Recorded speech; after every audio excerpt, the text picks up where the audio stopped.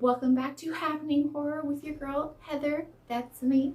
On this episode, we're going to be talking about the John Carpenter classic that has become a cultural phenomenon, Halloween. So let's not waste any more time because I'm super excited. So any way you dice it, Halloween is a horror movie classic and a cultural phenomenon for horror fans. Even if you are not a huge horror movie fan, you know who Michael Myers is and you know the movie Halloween. And when you hear the word John Carpenter, the name of the director, you know who he is because of this film. He really brought to life what the future of horror movies would be, especially for Hollywood slashers that would come out later on throughout the decades. And he did it on a mere $360,000 budget, which is amazing considering that almost half of the budget was actually used to buy the film for the cameras that would make the movie. I thought that was pretty crazy when I was out there researching it. Just wow. But let me tell you, what they did with the rest of the budget was amazing. The sets, the lighting, and fun fact, John Carpenter actually did the music for the film himself, which I will also touch base on. But another fun fact to throw your way, the cast actually provided most of their costumes from their own personal closets. And Jamie Lee Curtis even went out to JCPenney's and spent about $100 on clothing that she could use for the film and was able to end up keeping it, which I think is a great touch because it really adds to the characters that we see. Before we get any further, I want to remind you guys to like, subscribe, and comment. And I want to know, is Halloween one of your favorite films? If not, what is it? Leave it down below. Did you love this film as much as I did? Because it's pretty awesome. But I want to know, so leave a comment down below and don't forget to ring the bell so you get notified when I post new videos, which is every week. In my previous videos, I talked about how important music styling is for me in films, especially the horror genre. I want to be able to feel the scene from the music while watching it. And I think John Carpenter did a great job of that when he composed the music for this film. He kept it simple and stylistic, not overwhelming the viewer, but adding a nice tone to his scenes. Even the scenes in bright daylight, if you're watching this for the first time or watching it by yourself in the dark, it does give you a little shudder, but it's just enough. And then when he brought in the iconic Halloween theme song, it really made it that much better.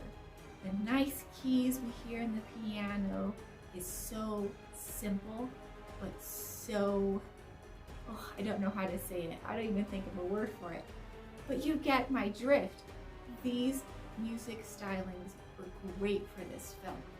And I would like to see more films come with this kind of styling to see, hey, you don't need a huge score for a horror film unless it's needed. Let's try to keep it simple, but also a little scary. So as many of us know, the film takes place in Haddonfield, Illinois. But what some people don't know is that it was actually shot in South Pasadena, California, specifically Southern California. Pasadena is a beautiful city, has lots of historical architecture, and the beautiful streets you see in the film are actually pretty true to what Pasadena looks like. Those big green trees lining a lot of the residential neighborhoods. Although I did think it was a little off-putting considering there was no change in the leaf color, which I thought was a little weird considering it was supposed to be October. But we overlook that because it's Halloween. Now this film earned a reputation as being merciless and freaky, and also a title of a thriller because there was little to no on-screen graphic violence. And gore is not a bad thing, it's not. But giving the audience the idea of what is actually happening and causing that suspense and the thrill takes real skill.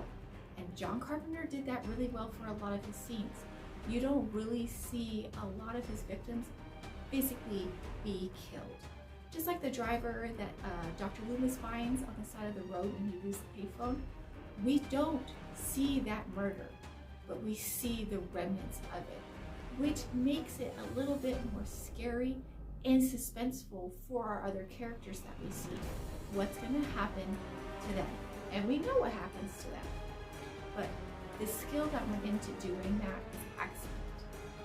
Michael Myers' iconic mask was actually created off a William Shatner costume mask that was made for adults and kids back in the 1970s. The prop designers did go into a few Halloween shops and they grabbed a few masks and toyed around with it a bit, but the one that ended up being the winner is the one that we see on screen. For aesthetic looks and also for the actor, the eye holes were cut bigger.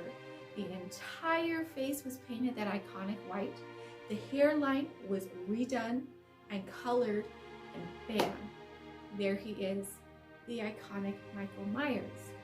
So, when it comes down to it, we need to thank William Shatner's wonderful face for this iconic mask, because with no Shatner, there would be no Michael Myers mask that we see today. Thank you, Shatner. Some things I thought were funny in the film that I want to talk about real quick is when Paul gets murdered downstairs in the kitchen. How is that knife holding up Paul? Does this knife have superpowers that I don't know about? Do you guys know? If you do, put it down in the comments so I can be more well informed. But damn, that knife has superpowers. But you know what? I'm just also convinced that Michael has superpowers because, man, he is a speed walker. He must have been doing some sick cardio, speed walking around his room while he was locked up, because there is no one he literally cannot catch. Can't talk about this movie without talking about the wonderful Jamie Lee Curtis, who played our Laurie Strode. She is an amazing character, and Curtis did such a wonderful job of bringing her to life. She's quiet, she's a little reserved, she does love her friends, and she's actually pretty observant considering that she is a character in a horror/thriller film. But we love her character development. Although kind of slow in some areas, it does pick up its pace in certain parts of the film, especially towards the end. We see Laurie go from that quiet girl who just wants to get the job done and stay out of everybody's way to a fighter and a survivor. And that's what we love. We love a survivor in horror films, just like our Sidney Prescott in Scream, which came out in 1996. Thank you, Jamie Lee Curtis, for bringing to life, I know I use this word a lot, iconic character. She really did set the standard for your scream queens later on throughout the years. And we also love that she came back and reprised her roles in the newer films that have come out in the past 3-4 years, because it just goes to show us that a survivor can keep going. And she's gonna keep. I love my fun facts, especially about horror films, because some of them are pretty clever. To create the stabbing sound for the film, the Foley artist actually used a watermelon and a butcher knife and stabbed it to get that kind of gushy blood noise just going straight into the skin. So the next time you're watching this film, just know that the person isn't actually being stabbed, it's a watermelon. Might make it a little less scary or gross for you. Thanks again for coming to hang out with me on my channel, Happening Horror. I always have so much fun when you guys come to check it out. And I want to know what you think about the movie Halloween. Do you like it? Do you love it? Put it down in the comments, let me know your thoughts. Also, don't forget to subscribe and ring the bell so you get notifications for when I post my new videos. And next week, I'm going to be watching The Babadook and going over that movie as well. I also have an Instagram, Happening Horror, with my lovely face that you'll be able to find when you search it. I will link it down below, that way you can find it. But I want all of you guys to stay safe and stay spooky.